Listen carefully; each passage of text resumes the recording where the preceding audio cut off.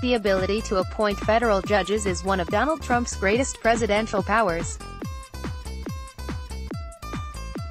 His nomination of a second Supreme Court justice in his first term will likely be one of his most significant legacies, but law experts told Newsweek that Trump's choices have been the most mainstream Republican actions he has taken since taking office. What we are seeing are fairly conventional Republican picks so far, David Fontana, a law professor at George Washington University, said. Fontana added that President Trump's shortlist for the next judge to fill the Supreme Court seat vacated by retiring Justice Anthony Kennedy will likely come from mainstream conservative groups like the Heritage Foundation think tank, as well as the Federalist Society and law firms from across the country.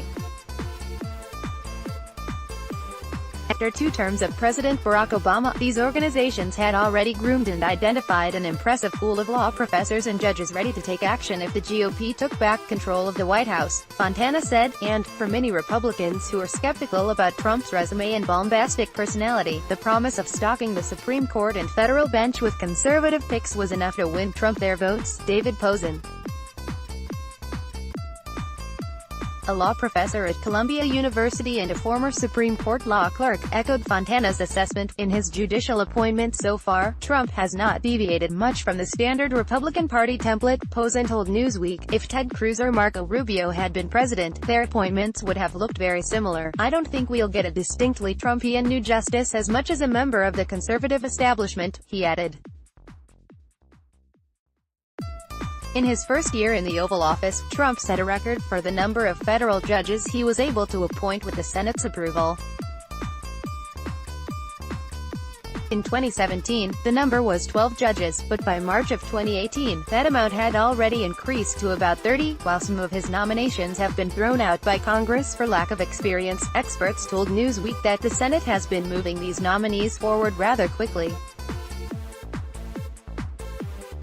In fact, Trump has even thanked his predecessor for leaving so many court vacancies to be filled. He said in a speech that when he took office there were over 100 federal judges that weren't appointed. I don't know why Obama left that, Trump said. It was like a big, beautiful present to all of us. Why the hell did he leave that? Trump's conventional picks will no doubt move the court back toward a conservative center, and left-leaning political organizations worry that key freedoms like abortion rights may be at stake. Democrats and other liberal organizations are pushing for a delay in the appointment of another Supreme Court justice until after the 2018 midterm elections, when Democrats are hoping to flip congressional seats to take back some control in Washington. DC Alliance for Justice, a progressive judicial advocacy group, has been vehemently opposed to any of the federal judges put on the bench by Trump and strongly disagree with experts that these nominations have been typically Republican. All of them are very conservative. Alliance for Justice President Nan Aaron told Newsweek, all of them share one characteristic, and that is that they will upend the progress that Americans have made for decades and will turn back the clock on our hard-won rights and liberties, she added.